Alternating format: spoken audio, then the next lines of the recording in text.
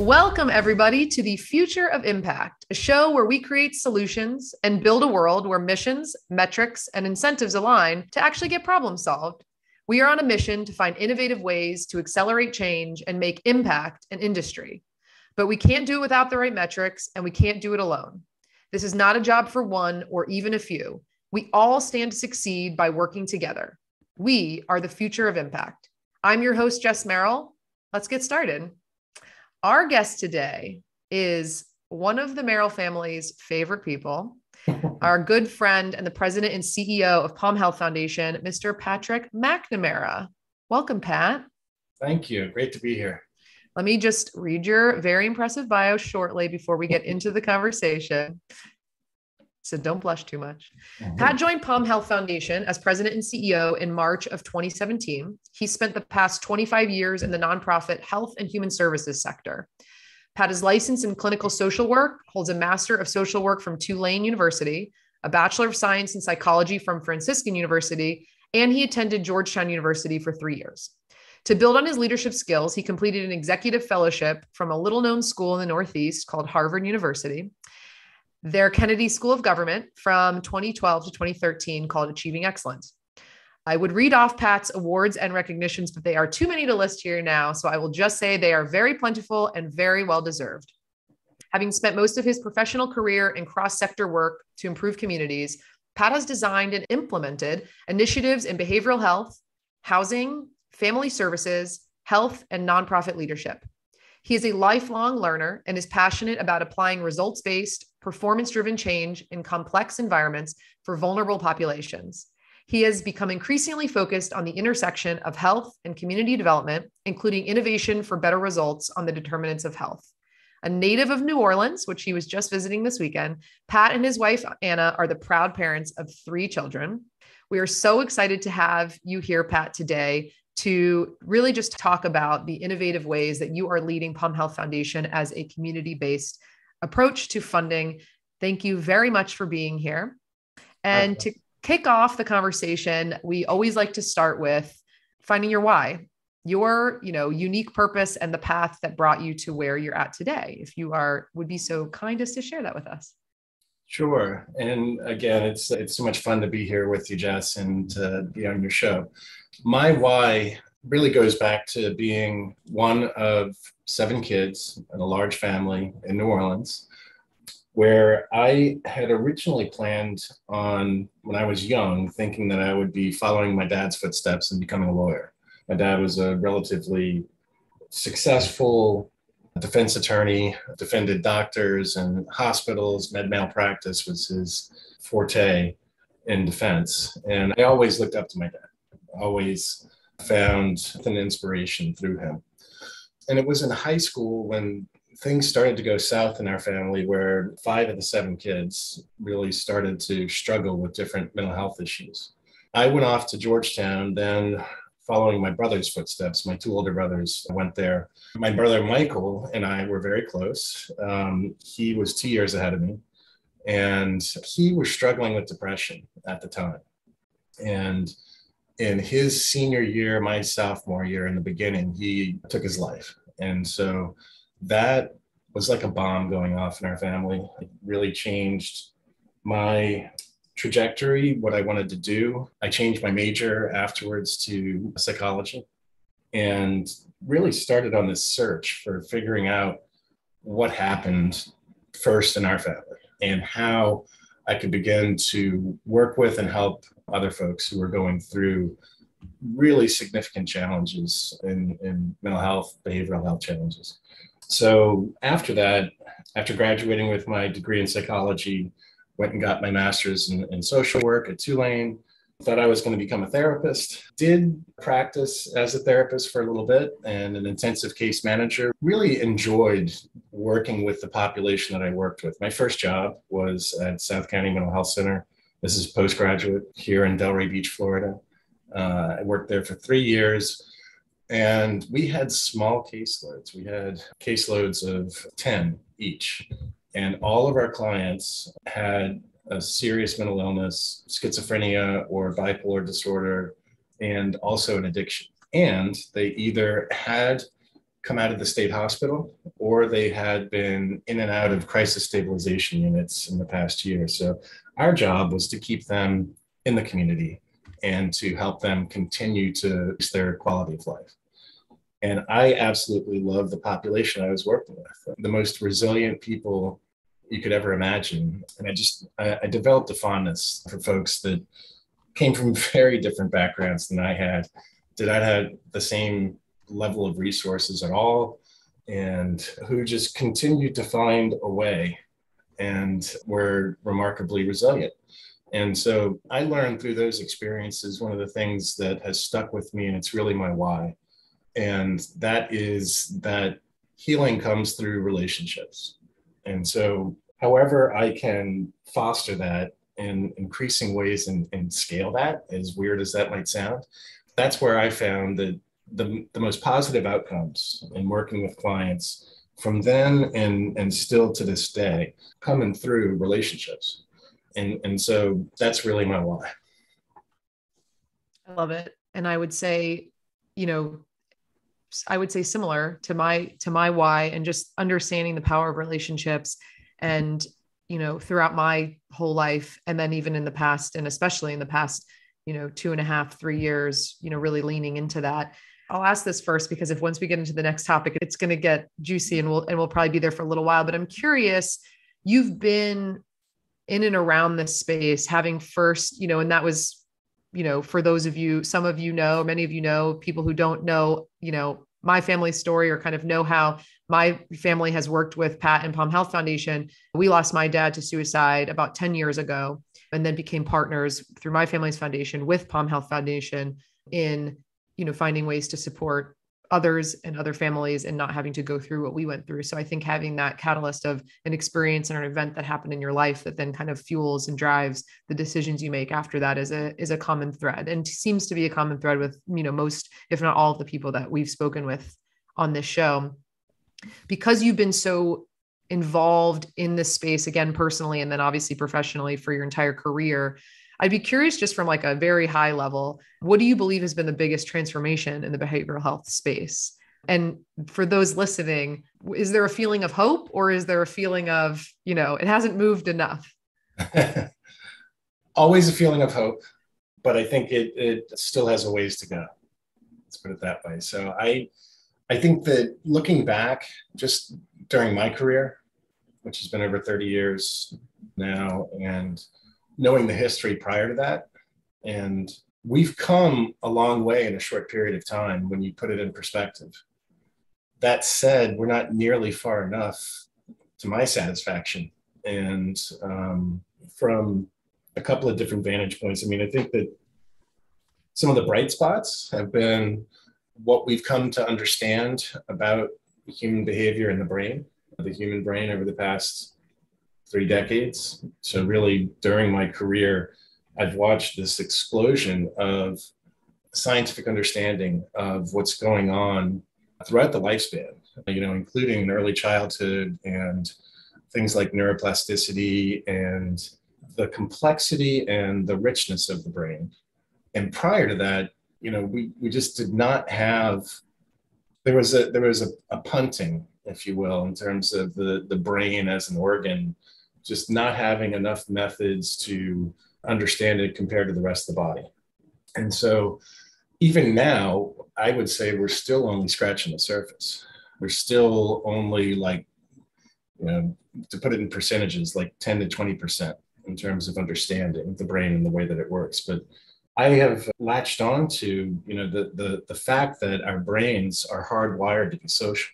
And so we often treat the brain in isolation without looking at how it's changing in reference to its environment. And so context and your social context and who you interact with throughout your lifespan, your relationships, means so much for mental wellness, as well as when a person is experiencing mental illness.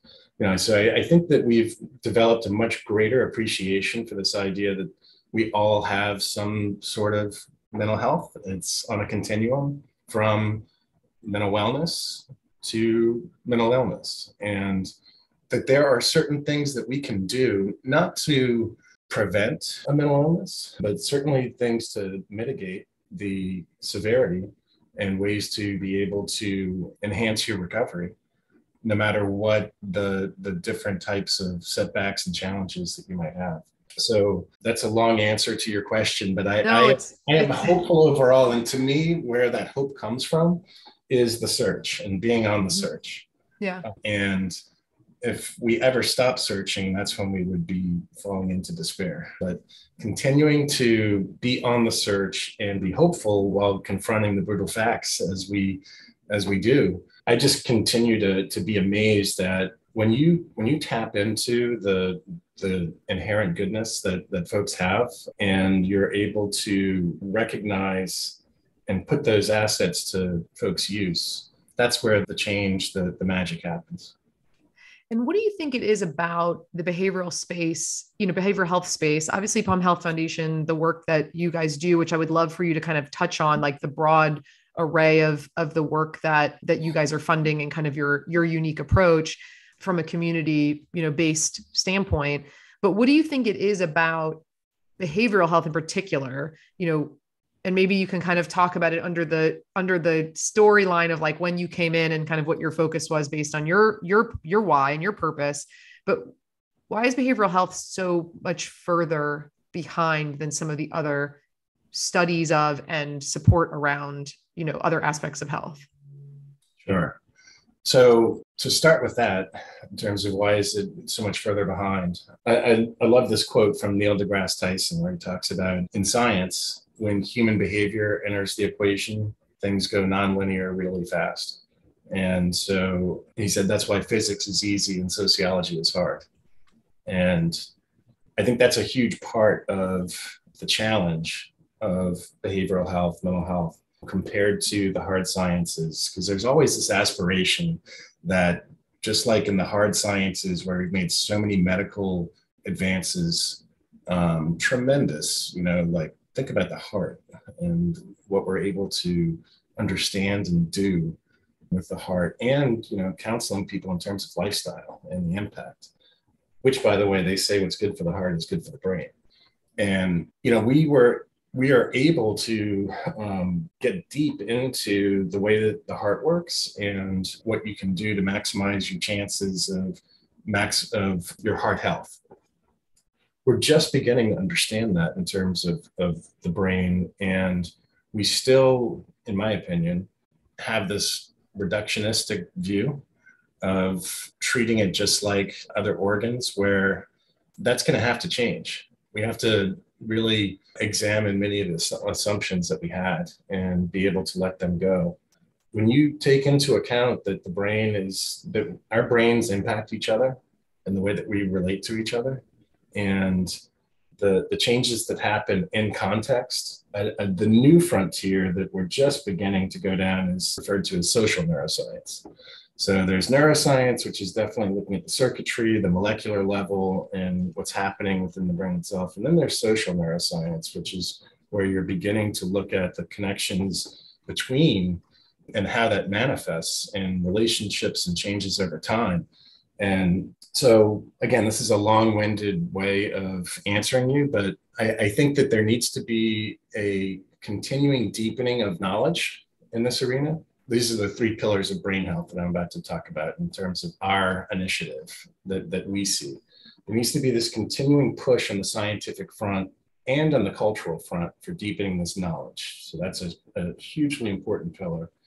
The second one is this communication back and forth with the community in terms of that deepening knowledge. And then the third is looking at innovations in care, and not just in clinical care, but in all sorts of different applications.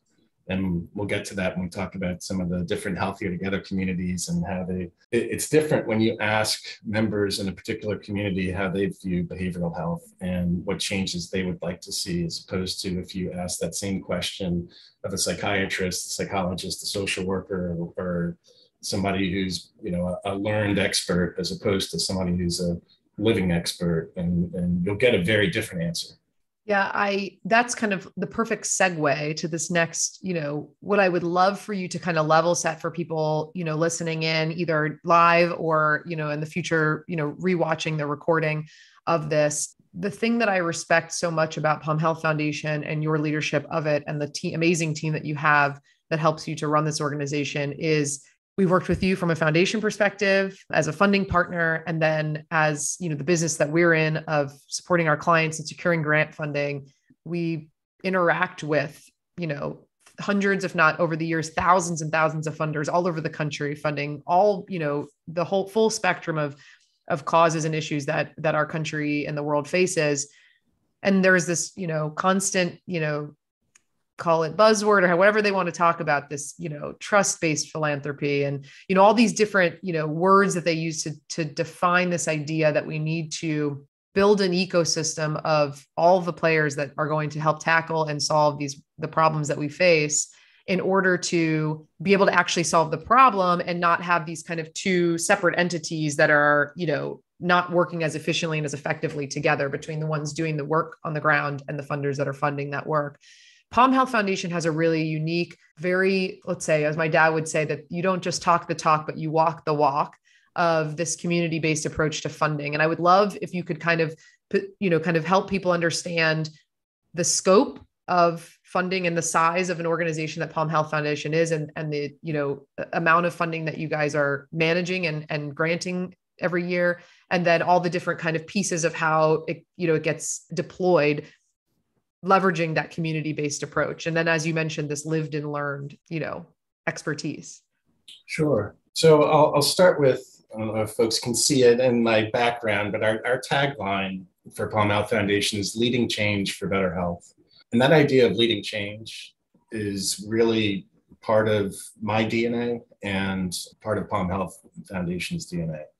And so, leading change, looking at where change is needed, and then how do you go about leading change? So in behavioral health, there's all kinds of different ways that happens. But in working with communities, we learned through an initiative called Healthier Together that we have been operating for over 8 years now. It was initially planned to be a 5-year initiative where we committed $1 million to each of 6 communities in Palm Beach County, where there were significant health disparities and readiness in each of those communities where residents and professionals were beginning to come together and identify solutions. But they needed some support, some organizing, some scaffolding to make that happen. So we took the plunge on the deep end on. It was a really big departure from the way that we had worked previously as a foundation. We're a community foundation for health. We have a nice endowment thanks to our founding. And on average, each year, we grant out close to $3 million or a little over that. And we're all about improving health in Palm Beach County. So working with each of these communities and giving space for the communities to identify what particular area of the health disparities were identified do they want to try to lead some change effort and come up with some novel solutions. 4 of the 6 communities chose to focus on behavioral health, which was pretty telling. The other 2 focused on diabetes, which evolved into healthy eating and active living in terms of the focus. And the other community continues to focus on caregiving. All worthy, important, goals to make improvements in. But again, the fact that 4 of the 6 chose to focus on behavioral health, and that behavioral health continues to be in the top 3 of our community health improvement plan priorities in Palm Beach County. There's just so many lessons that we learned along the way and that we continue to learn. And so one of the things that I kept hearing prior to coming to Palm Health Foundation and continued into since I've been at the foundation is this expression. When I would go to different conferences and whether it was on housing, health matters, behavioral health, whatever else, it continued to come up. And it was this idea that you do for me, without me, you do to me. And the other way of saying it was nothing about me without me.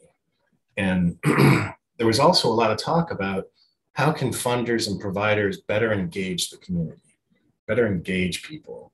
And from my own practices, having been in direct practice and then in administration for a provider, and now working on the funding side of things, I've had this perspective from these different angles where our MO over time, and when I say our, it's like a royal we in the human services and health arena have over time gotten really good at designing things and doing things to people and coming up with these solutions that sound great in a boardroom or with staff, or we plucked it out of an evidence-based program manual that, this is the newest thing and this is going to solve the problem. And not to say that those things are bad, but they are always wanting, in my experience. They're always limited. They're technocratic solutions, and there's a place for technocratic solutions. But I became really interested in this idea of how do we unleash the pent up opportunities and capital and the assets that people bring to the table outside of providers and funders. What does the community have to bring, and how are they a part of deciding what are the changes that they want to see, as opposed to what are the changes that we want to see? And so that really formed the basis of this idea of community-based funding and supporting that. So in each Healthier Together community, we would support the position of the project director, but the rest of the funding, each community decided how they would spend that funding. So it was a real iterative process where they came up with, over time, these, what we refer to as safe to fail experiments.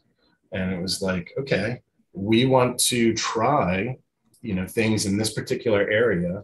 And if it works, great. If it doesn't, that's okay. But when you begin to resource folks' ideas in the community, talk about developing trust and that relationship that you might have spent a year or a couple of years developing to get to the point where, okay, these folks keep showing up and now they're going to resource our ideas. They really are sharing in the power, the control, and making space for us to come up with solutions that are unique to our particular community, maybe our particular culture. And so that was really the genesis of getting to this point. What do you think is the challenge? I mean, this isn't a new realization, right? That like when you tap into the voice of the people who are living the problem, right? Or whatever the boots on the ground kind of people living the experience or the challenge that we're looking to solve for, that they would at the very least need to be a part of the conversation, if not driving the solutions. In your experience of kind of, I'm sure being within organizations and involved in boards and, in leadership positions where it was that like speaking to approach versus the listening approach. What is the challenge? Like, why can't we all just do it that way? Why can't we all just ask the people what they need and then help create a solution together? It's messy and it's not immediate. And so I think we often look to quick, shorter term solutions. It's just the way that we have conditioned ourselves, especially here in America. And so a lot of it does have to do with becoming more patient and focusing on the relationships, investing in individuals, not necessarily just in organizations, and finding ways of doing that. And again, it's all predicated on the relationships and the sort of organizing that needs to happen and the conversations. Like, I'll give you an example. When we were in healthier Delray Beach, there is a neighborhood called the Set, which is a historically Black neighborhood in Delray that has a history of its own emergent organizing, for making sure that, because over time, they've gone through all kinds of different attempts and to basically change the neighborhood. And it's one of the oldest neighborhoods in Palm Beach County with the least out migration. So folks have not moved. A lot of folks have not moved out of there. So there hasn't been a lot of displacement. So when and Healthier Delray Beach was really working with that neighborhood, with the Set, and coming up with the changes they wanted to see. And they wanted to focus on behavioral health. Well, they also brought up the idea that if we're going to talk about behavioral health, we're going to have some really frank discussions about race. And so the way that the community decided to focus on and host these difficult conversations over time about race, that was in Delray. Then in Lake Worth, the community also decided to, Lake Worth Beach, the community also decided to focus on behavioral health. But the parents and the folks who were coming to the meetings and talking about what they wanted to see, the changes they wanted to see, they defined behavioral health much more in an environmental way. And they wanted to have the conditions where they could raise their kids to grow up mentally well. And so they identified trash, picking up trash, cleaning up, and environmental enhancements to the area that would help to improve mental health, behavioral health. So two very different examples of how it manifested, but each have really made progress based on the ideas that they presented. Yeah. And it's interesting because I think, it made me think of another example that we, had worked on together when it came to mental health first aid. I believe also in Delray, possibly Boynton, with the Haitian community, and this, really trying to help support them from a mental illness crisis situation, and bringing in this amazing program, mental health first aid, which is like the CPR certification for mental health crisis, and them not, and then there being such resistance to bringing in because of cultural things. And then it's always like these unlocks, right? Like I always think that when I hear these stories of where the most progress was made, it was with patience and mindfulness and listening, and not trying to and I think this is in life in general, is when you're trying to really barrel through to get to something fast, or to think that there's an easy solution.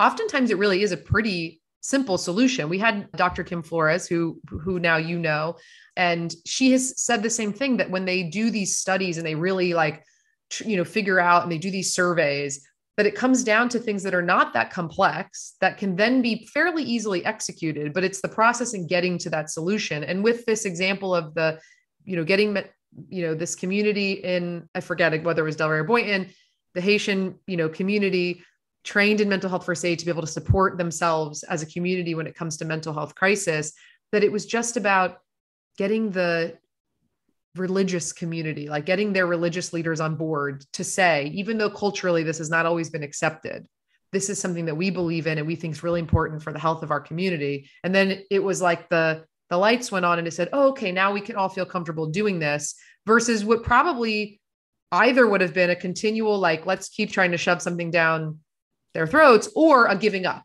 We tried, they didn't want it. And so we're done. We're not giving them that solution anymore. But again, it's that, interesting. And, we saw this, my family was in the fitness and wellness space for 30 years, out in Wellington in Western Palm Beach County, that in the evolution over time from a physical health standpoint of realizing that while there are some quick fix solutions, they're not very long lasting, and they're not sustainable.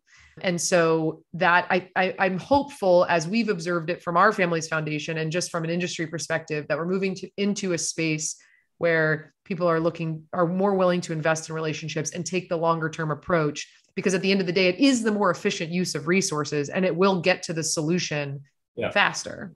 Absolutely. Going back to this idea of leading change, leadership, and that program that I attended called Achieving Excellence, that was a program basically on the practices of adaptive leadership, and not a leadership style that is I'm all that in a bag of chips, like a diva kind of leadership style, but more of a practice of leadership. No matter what your position is, no matter who you are, that you can exercise leadership.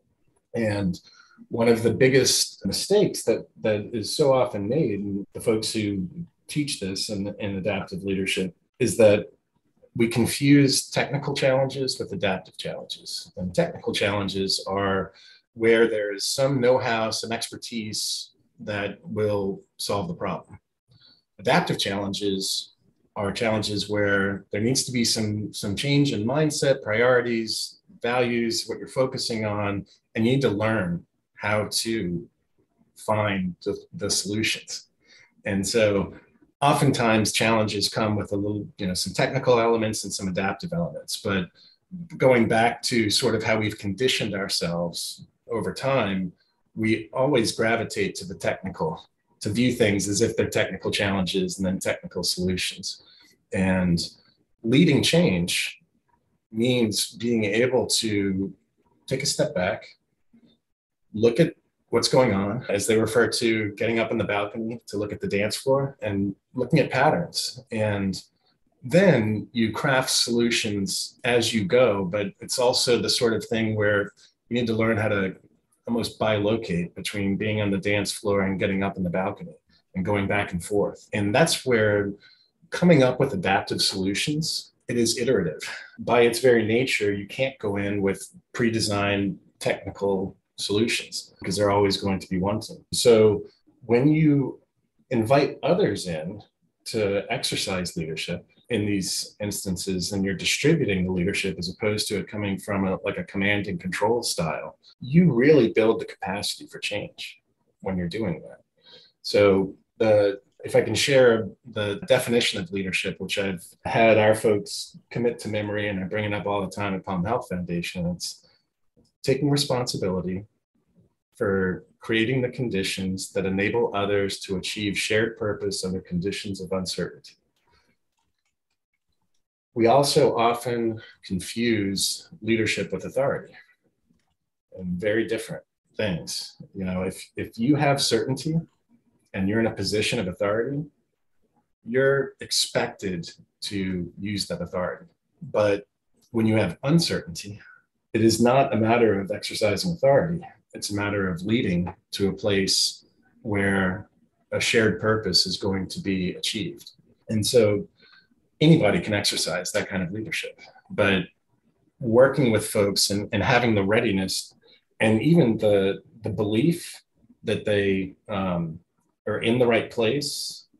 When we first started meeting with residents and having these kind of conversations, we found that many were not comfortable with professionals in the room or others where there was sort of a voice of traditional authority.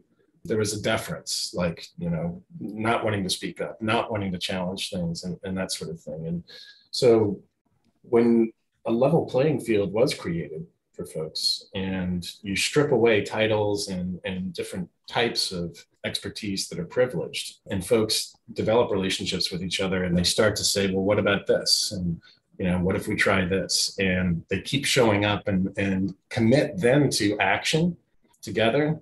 That's where you start to see this community resident leadership that emerges, and they grow in confidence. And as ideas get put into action that actually work, it's like a flywheel where you see their growth. And then, once you have that kind of community leadership, watch out. Yeah, it's funny when you were talking about the dance floor, like being up in the, in the balcony and then being on the dance floor.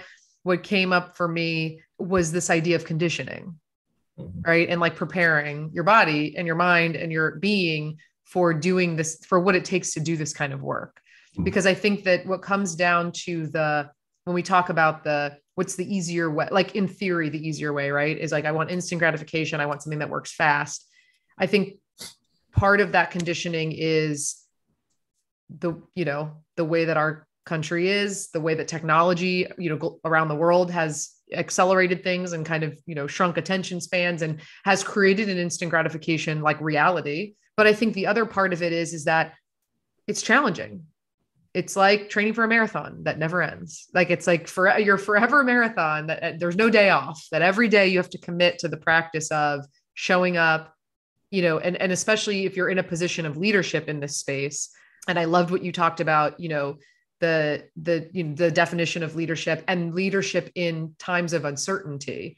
It feels like to me, that's a big shift in the way that, broadly as a country, and then, more narrowly focused on what we're talking about today as an industry, that shift from leading in certainty with a more authoritative, kind of dictating what's going to happen versus leading during uncertainty and listening and taking a step back and creating the conditions for, to thrive, feels like a really big shift that, I'm curious on your perspective of how you see that playing out within the industry, both on the nonprofit, on the grantee side and on the grantor side.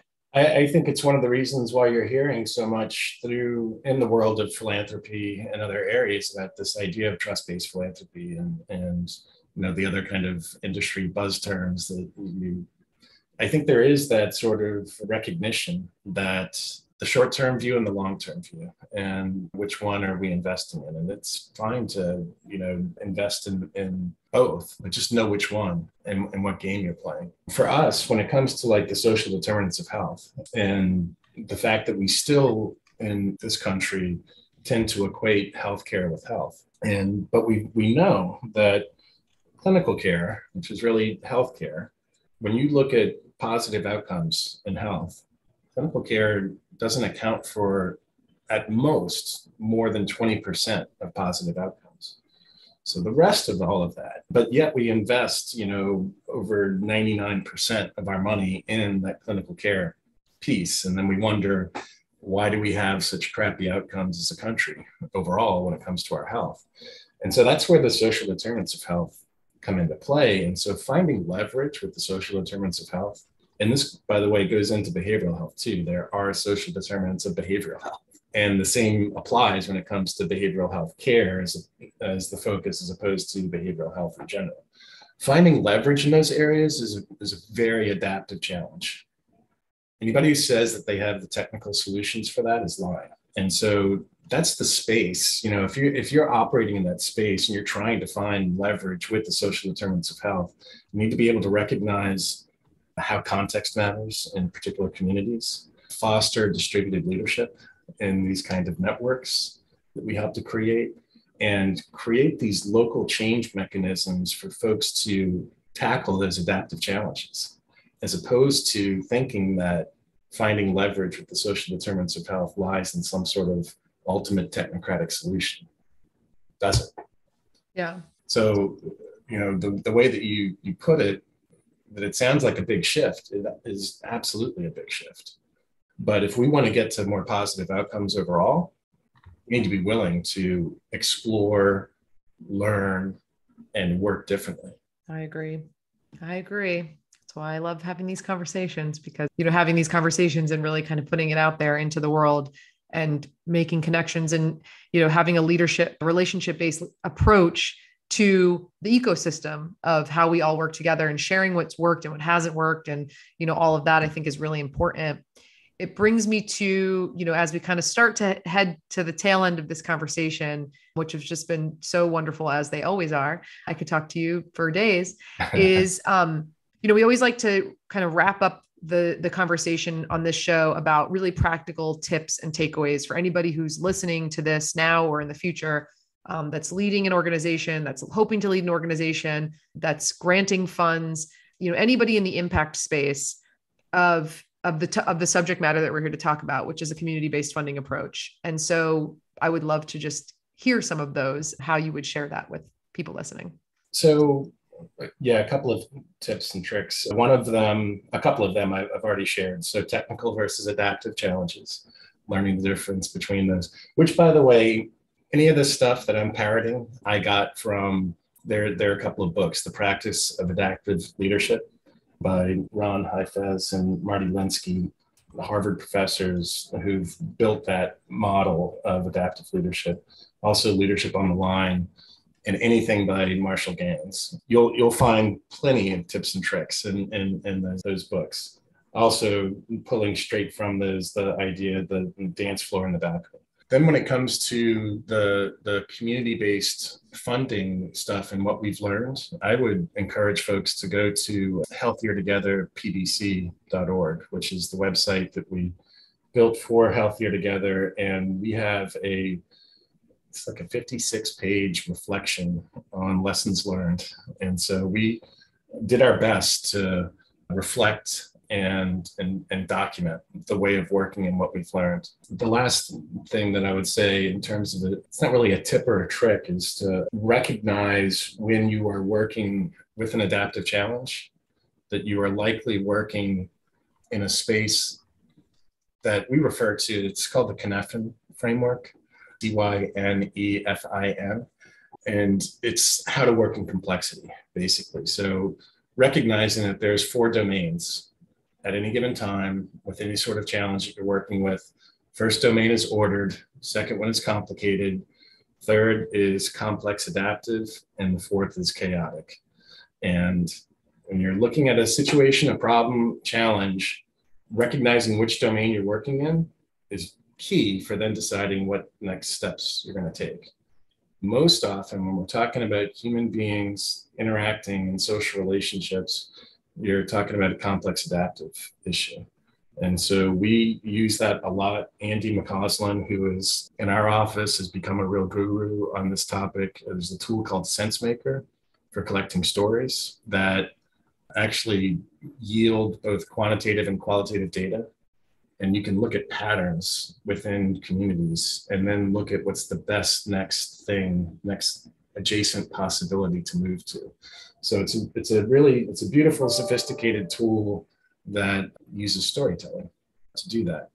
So, I could go on for days in terms of the bags of tricks and the stuff that we deploy, but there has to be also a risk appetite with this stuff. And so working with your board and letting them know that you're not just going off the deep end, but that this is actually state of the art when it comes to innovation in evaluation and in philanthropy. You're not going it alone. There's a lot of other folks who are pushing at the boundaries here too. That brings up so I want to go back to Jennifer had asked a question that was posted a little bit earlier. And I think a couple of them you've already touched on, but there was one that you were just about that I think goes kind of under the tips and tricks category, which is what is the best way to bring people into the fold amid competing interests, where the interests should be the big social issues? That's a great question. I think that just kind of reframing that, what we found is often the problem in terms of our behavioral health system of care has been power dynamics being locked up between funders and providers, and the community really being an afterthought. And so how could we flip that so that the community was being asked and involved on a regular basis and leveling the playing field between funders, providers, and community, and those who were looking to receive services and giving input. So I think it entails listening, opening up to the fact that you might be operating on some assumptions, and using another tool here, assumptions versus knowledge.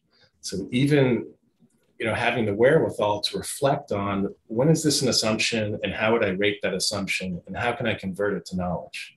But that takes a humility and a willingness to acknowledge that you're operating on an assumption, which is one of the first things that I think funders and providers need to acknowledge.